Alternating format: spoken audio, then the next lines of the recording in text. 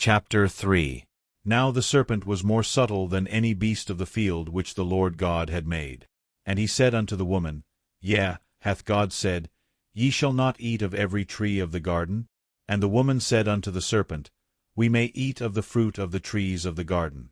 But of the fruit of the tree which is in the midst of the garden, God hath said, Ye shall not eat of it, neither shall ye touch it, lest ye die. And the serpent said unto the woman, Ye shall not surely die. For God doth know that in the day ye eat thereof, then your eyes shall be opened, and ye shall be as gods, knowing good and evil. And when the woman saw that the tree was good for food, and that it was pleasant to the eyes, and a tree to be desired to make one wise, she took of the fruit thereof, and did eat, and gave also unto her husband with her, and he did eat. And the eyes of them both were opened, and they knew that they were naked.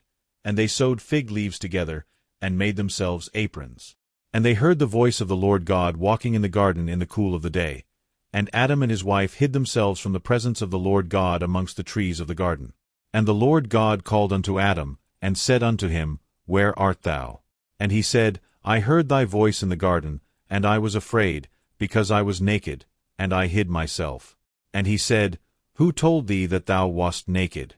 Hast thou eaten of the tree, whereof I commanded thee that thou shouldest not eat? And the man said, The woman whom thou gavest to be with me, she gave me of the tree, and I did eat. And the Lord God said unto the woman, What is this that thou hast done? And the woman said, The serpent beguiled me, and I did eat. And the Lord God said unto the serpent, Because thou hast done this, thou art cursed above all cattle, and above every beast of the field. Upon thy belly shalt thou go, and dust shalt thou eat all the days of thy life. And I will put enmity between thee and the woman, and between thy seed and her seed.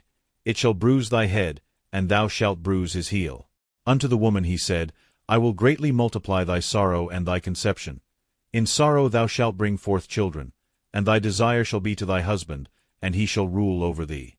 And unto Adam he said, Because thou hast hearkened unto the voice of thy wife, and hast eaten of the tree, of which I commanded thee, saying, Thou shalt not eat of it. Cursed is the ground for thy sake. In sorrow shalt thou eat of it all the days of thy life.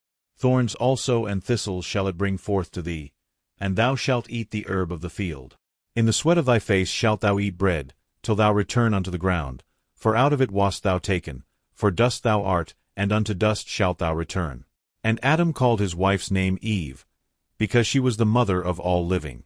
Unto Adam also and to his wife did the Lord God make coats of skins, and clothed them.